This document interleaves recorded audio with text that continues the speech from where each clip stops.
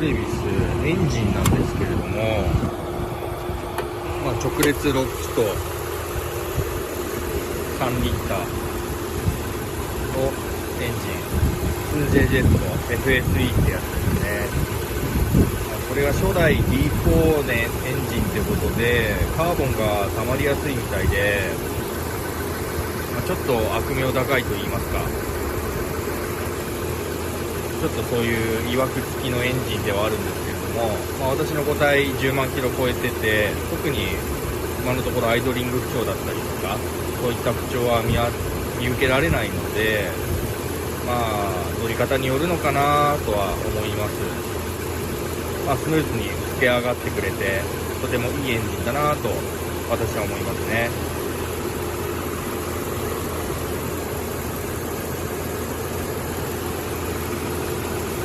あとタイミングベルトなんですよね。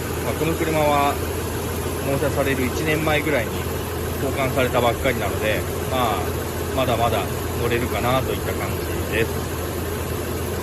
以上。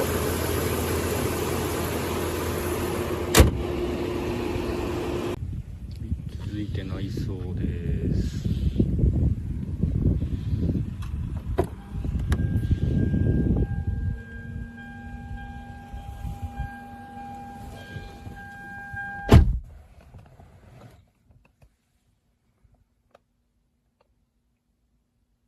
AC ホルダーつけてます。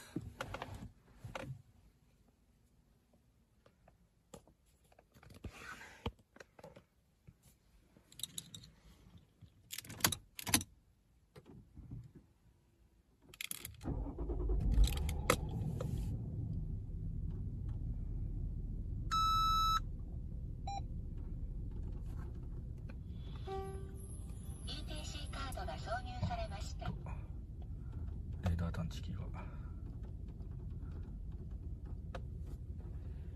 で、ちょっと暑いんでエアコンをつけまして、こ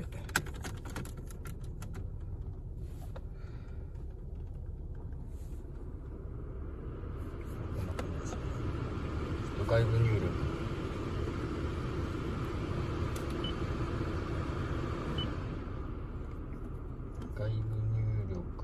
出力入力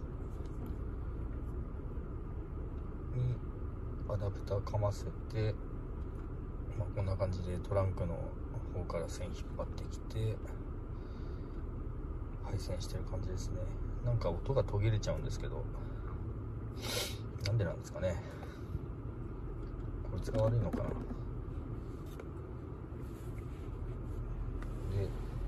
適当なタオル敷いてやってます。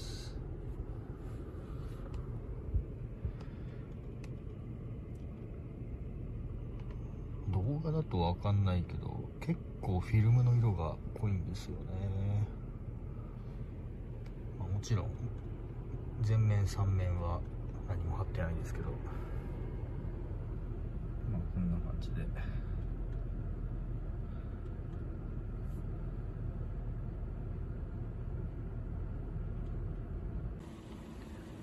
続いて後部座席行ってみます。ちょっとティッシュがありますけど気にしないでください。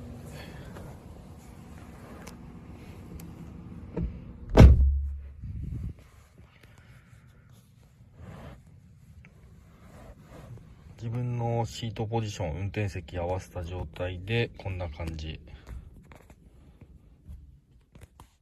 自分の運転席のポジションに合わせた感じでこんな感じ。私が座って握り拳 2.5 個ぐらいですかね、ありますね。真正面にヘッドレスが来る感じで、特別見晴らしがいいっていうもんではないです。で、カップホルダー、ちょっと底が浅いんですよね。第2関節ぐらいまでしかないですね、私の指で。でもないよりマシでしょう。で、エアコンの吹き出し口はない感じですね、後ろには。で、ヘッドレスト動きます。一応まあ身長が高い人でも大丈夫でしょう。後部座席はこんな感じですかね。続いてトランク行ってみます。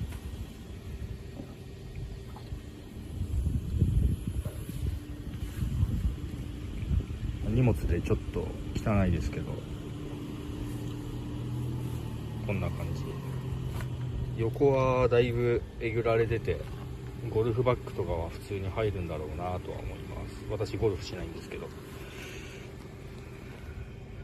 区域1メートル弱ぐらいある感じですかね。でトランクスルーがついてます。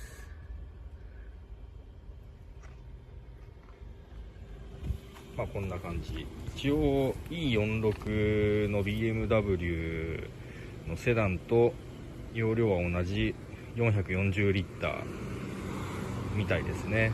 まあ私もこの以前 E46 の BMW に乗ってたんでよくわかるんですけれども、まあ大体こんな感じだったなと思います。トランクはこんな感じです。